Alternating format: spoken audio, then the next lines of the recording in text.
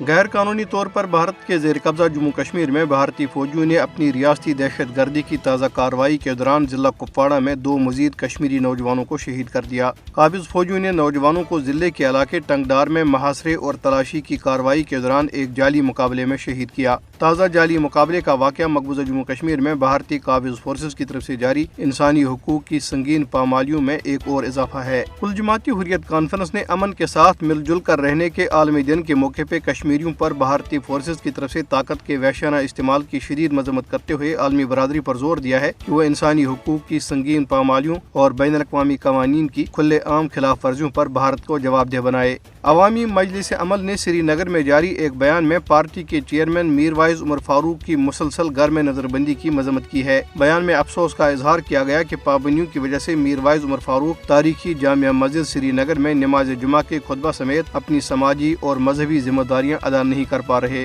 Peoples democratic party کی سربراہ محبوبہ مفتی نے جنوبی کشمیر کے قصبے اسلام آباد میں صحافیوں سے گفتگو کرتے ہوئے دفعہ 370 کی بحالی کا مطالبہ کیا۔ انہوں نے کہا کہ مقبوضہ جموں کشمیر کے عوام نے بھارتی حکومت کے 5 اگست 2019 کے غیر قانونی اور غیر آئینی اقدامات کو قبول نہیں کیا ہے۔ نیشنل کانفرنس کے رہنما عمر عبداللہ نے ایک بیان میں بھارتی حکومت پر مقبوضہ کشمیر میں جماعت اسلامی پر عائد پابندی ہٹانے پر زور دیا، جو ایک سیاسی جماعت ہے۔ جماعت اسلامی مقبوضہ کشمیر پر فروری 2019 میں پابندی عائد کی گئی تھی، جس میں رواں سال فروری تک توسیع کر دی گئی۔ دریاسنا مودی کی زیر قیادت بھارت 2023 میں مسلسل چھٹے برس بھی دنیا بھر میں انٹرنیٹ کی بندش والے ممالک میں سرفہرست رہا ہے۔ Digital rights and privacy organization کی تازہ ترین رپورٹ میں کہا گیا ہے کہ بھارتی حکومت نے گزشتہ برس مجموعی طور پر 116 مرتبہ انٹرنیٹ سروس کی بندش کا حکم دیا، جبکہ اس عرصے کے دوران دنیا بھر میں حکومتوں کی طرف سے مجموعی طور پر 283 بار انٹرنیٹ سروس معطل کی گئی۔ بھارتی ریاست منی پور میں جلاؤ گیراؤ اور تشدد تھمنے کا نام نہیں لے رہا۔ ریاست میں 8 مئی سے 13 مئی کے درمیان 13 افراد کو اغوا کیا گیا۔